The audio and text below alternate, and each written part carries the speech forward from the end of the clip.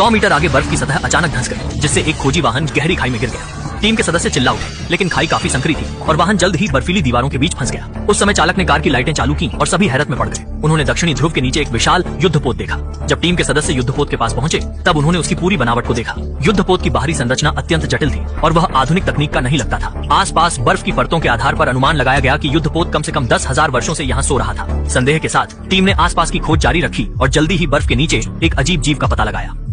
उनके विचार से बाहर था। विचित्र जीव को करीब से देखने के लिए उन्होंने जीव को बर्फ के साथ वापस बेस में लाया और 1-2 मीटर लंबी ड्रिल से उसकी सतह को छेदा। परीक्षण से पुष्टि हुई कि यह जीव बाहरी दुनिया से आया था, लेकिन जब वे इस महत्वपूर्ण खोज का जश्न मना रहे थे तो उन्हें नहीं पता था कि एक भयावह घटना आने वाली है। एक अज्ञात जीव बर्फ तोड़कर बाहर निकला, तेजी से छत को धक्का देकर भाग गया। यह देखकर कालेजी हैरान रह गए और तुरंत घटना की जानकारी साथियों को दी। जब सब मौके पर पहुंचे तो उन्होंने खाली बर्फ का ताबूत देखा।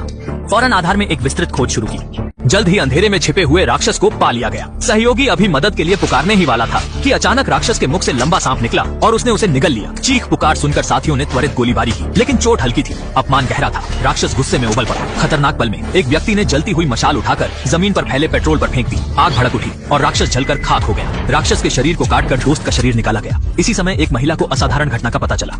मृत साथी के शरीर में रखा गया धातु का फ्रेम पचा नहीं था।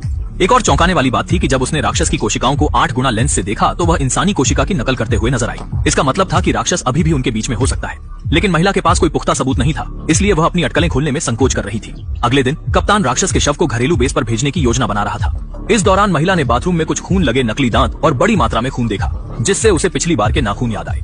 महिला को शीघ्र ही आशंका हुई कि टीम के किसी सदस्य में राक्षस छुपा हुआ है, तो वह तेजी से बेस से बाहर आई और उतर रहे विमान को संकेत दिया। तभी राक्षस ने आश्चर्यजनक हमला किया और विमान विचलित हो उठा।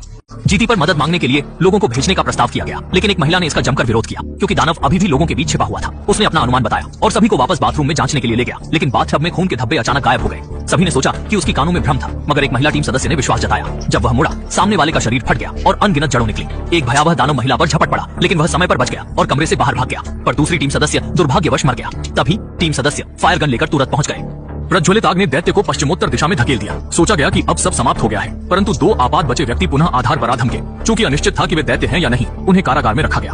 बाद में महिला ने पहचानने की एक उत्तम युक्ति सोची। चूंकि दानव अजैविक कपड़े नहीं दोहरा सकते थे, उसने सभी से मुंह खोलने को कहा। जिनके पास कृत्रिम दांत थे वे अपनाए गए, परंतु जब जीवित बचे 2 लोगों को जांचा गया, वे नदारद थे और भूमि पर बड़ा संघर्ष हुआ। एक दल सदस्य खोज करने बाहर गया, जबकि विपत्ति में उसे दानव ने खींचा। जीवित बचे जब रक्षा का प्रयास कर रहे थे, अचानक 2 व्यक्ति द्वार भेद कर प्रवेश किए और स्थिति तनावग्रस्त हो गई। आमने सामने में एक टीम सदस्य गोली लगने से मर गया और सबसे बुरी बात यह हुई कि बहा हुआ पेट्रोल बड़ा विस्फोटक हुआ। दीवार पर संयोजक था।